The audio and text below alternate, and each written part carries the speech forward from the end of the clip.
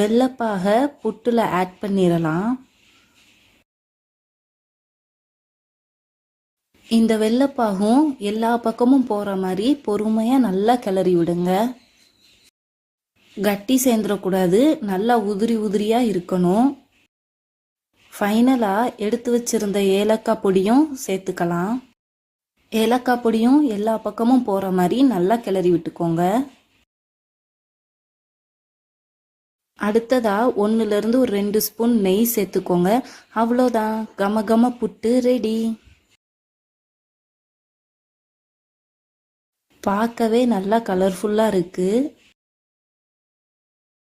பாசிப்பருப்பு புட்டு நல்லா உதிரி உதிரியாக வந்திருக்கு.